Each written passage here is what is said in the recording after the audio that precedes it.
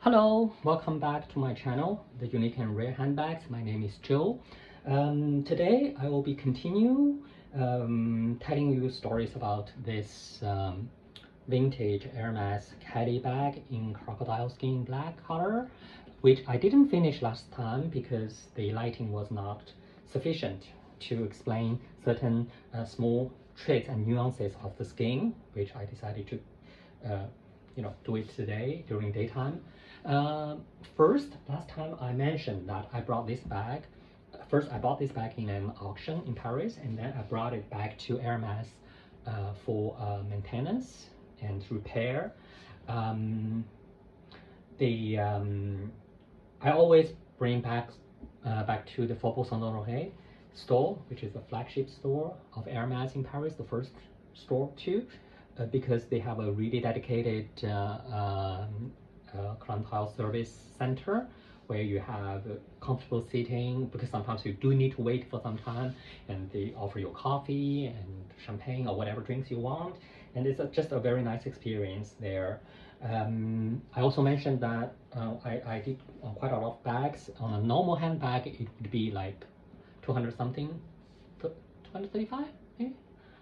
I think the price changes a little bit, but not as much as the bag's price changing for the cleaning of the normal bag. And then for crocodile skin, it's more. It's 320. I think when I did this bag, which includes the cleaning, what they call the maquillage, which is like a touch up for certain small places like corners or the rubbed places, but they wouldn't like redo the color of the whole bag. They just do not do that at all, and they do not change the color of the bag at all, which is contrary to a lot of people believe. They would actually turn the color to a darker tone for you, which is the case for a lot of shoes like Veluti, but in Hermes they do not do that. Once the product is finished, they do not change the color. Well, and I mentioned that they gave me a long list of things that they could do it for me. They could do for me, which I didn't accept everything, and they didn't oblige me at all to accept or to not accept anything. Basically, the list was a couple of thousands of euros, which includes, I can give you some of the main elements here. I think it's a lot to do with this part, the handle part.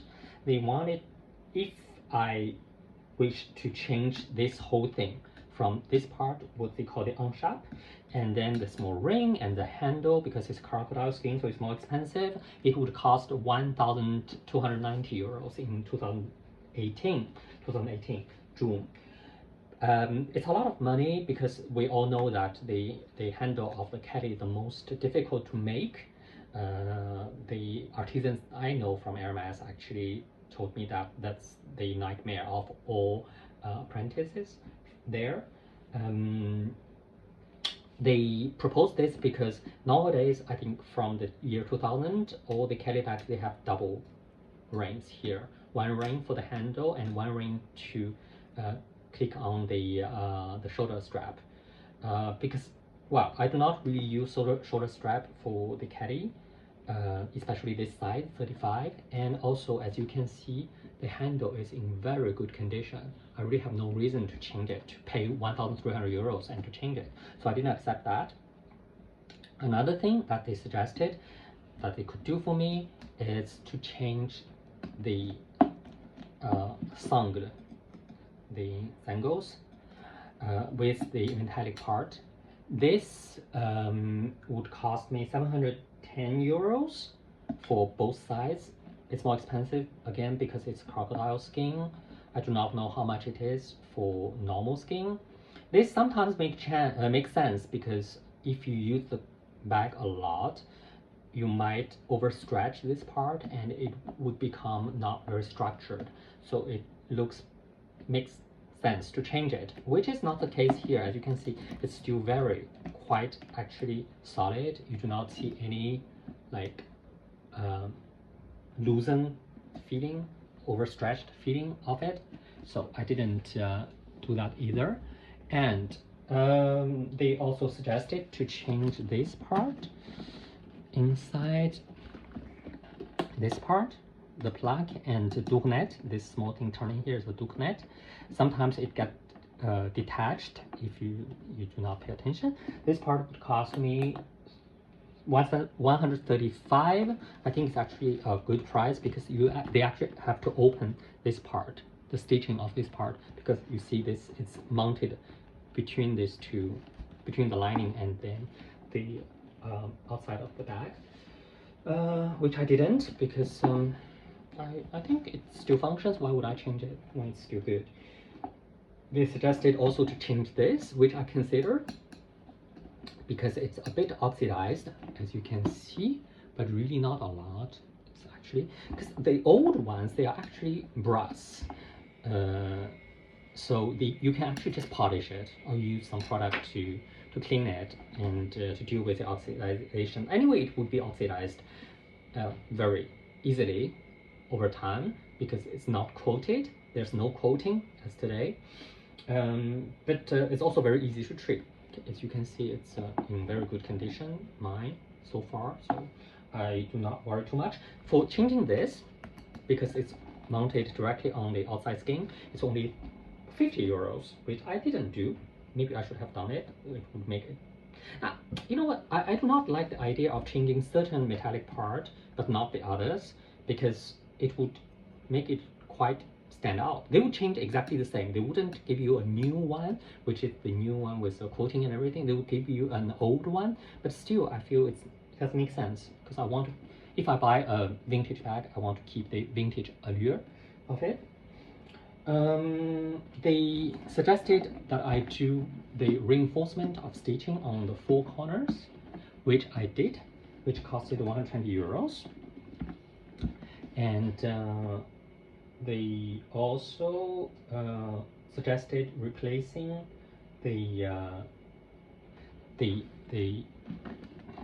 padlock and the clochette and tirette. This whole thing together, it would be 315 euros. This is, as you can see, a bit broken, which I considered to change, but then I realized if I change it, the color here would be very different from the rest. So finally I decided against it. And also you see the old keys from those years, I'm talking about the year 60s and 50s and even early 70s, they are not in the golden color. The keys are in this. I think I wanted to keep it as much vintage as possible. So no, I didn't do that. And then the general cleaning and the touch-up is 320 euros. So that's the main part that they suggested. They also suggested a lot of different things, which I've got anyway. So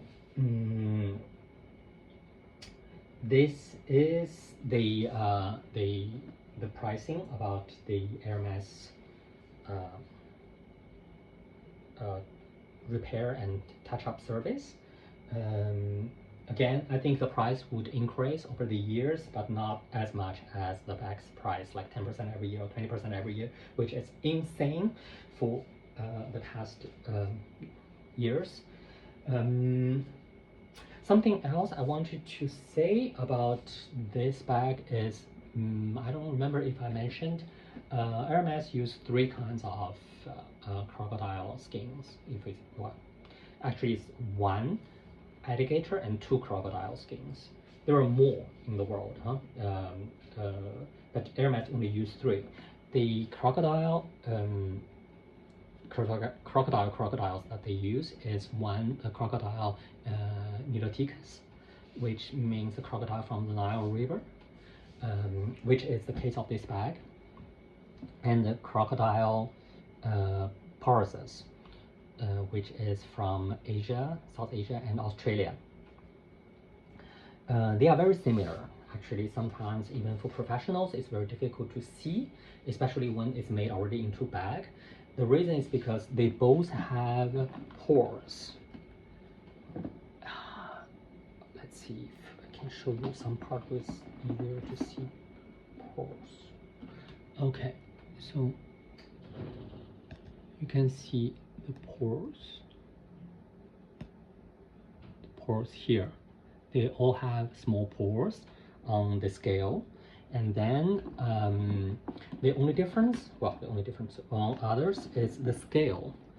This is Niloticus because the scales, they are larger and less symmetrical to the porosus. Here I have a small bag which is made from porosus skin. As you can see, the pores and then also the scales are much smaller, and they have a much better symmetrical feeling. And some also we talk about the V of the bag. You can see here. So for Niloticus, it's not as pronounced.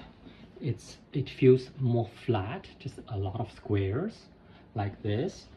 And I think it's a personal question, like personal taste question. I personally do not hate at all the Niloticus. I feel it's more order in a way. Gives you this more mathematical order feeling.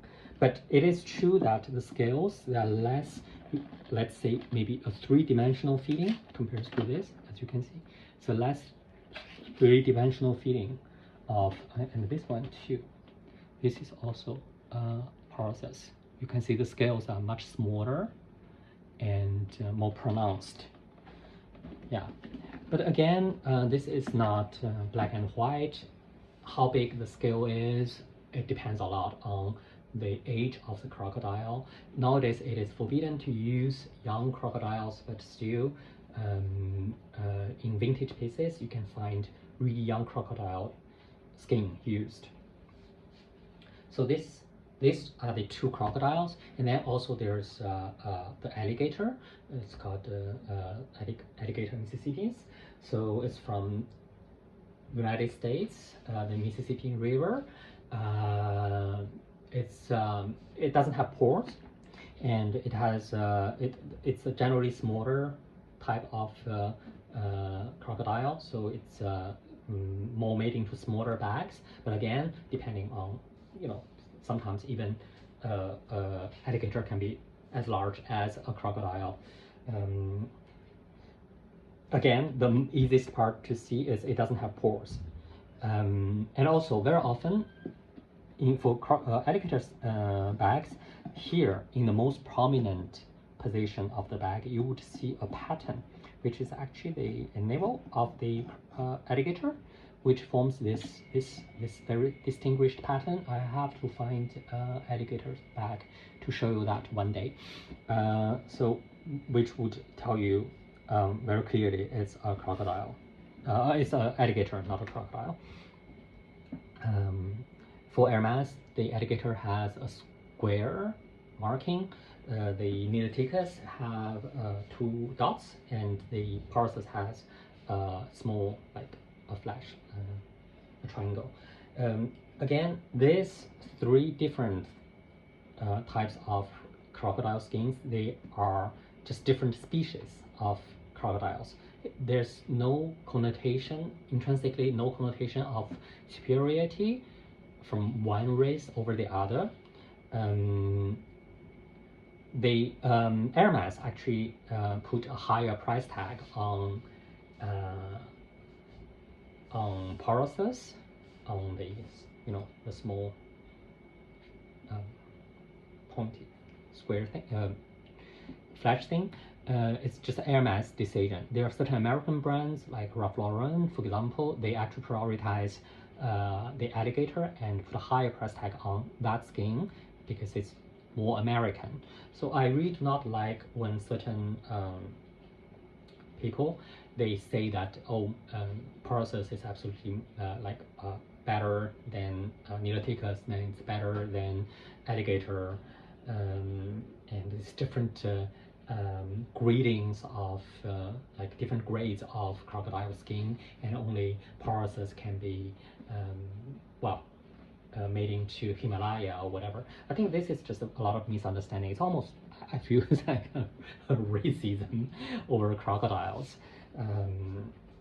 Well, anyway, something else I want to say is Hermes actually, when they make a crocodile or alligator bag, when it's shiny, it doesn't actually coat it with like a layer of plastic or whatever, contrary to a lot of people's belief.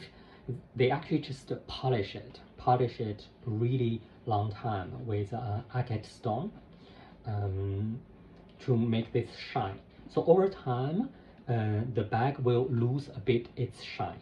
It would turn a bit like semi-matte, but it doesn't go matte as the matte one.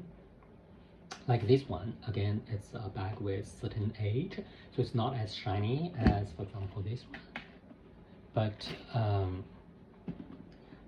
it still has like a semi-shiny feeling of it. Something else that we have to pay attention to is even crocodile, they live their whole life in water. Once they are made into bags, they are actually very fragile to water. So, and also to humidity. It can leave actually a mark, like a small round mark, what we call blistering, on the skin when it's dampened and not treated immediately. Do I have a maybe here you can see a little bit of blistering left. I don't know if you can see, like here. So that's what happens when you do not take care of your bag very well. Besides these three types of crocodile skins, there's also Siamese, which is from Thailand. There's also Cayman, which has this small like dots, a lot of small dots on each scale. Those are not used by Hermes. Even Siamese is a very close relative to Porous, but for certain reasons, because of the rigidity, Hermes didn't consider that option. On the market, you can find, especially in Thailand, you can find a lot of very cheap crocodile products. They are made from Siamese. And also there are certain brands nowadays, because actually the techniques of treating, the procedure of treating crocodile skins, they are nowadays much better, much more advanced than before. So even for Siamese and for Cayman, they can obtain the same softness, the same quality through treatments. So there are brands using Siamese and Cayman. So again, it's just a question of personal taste. I do not discriminate one or the other just because they are considered, well, they are cheaper in a way. So again, all these different markings, they do not signify a different grading, like the grades of the crocodile skin. They are just different species. There's no question of inferiority or superiority of one or the other. I noticed that especially in certain Asian market, like in Taiwan, even sales from Hermes, they are not very well informed, which led to a lot of misunderstanding about this. So, well, anyway, I hope this video helps to clarify a little bit.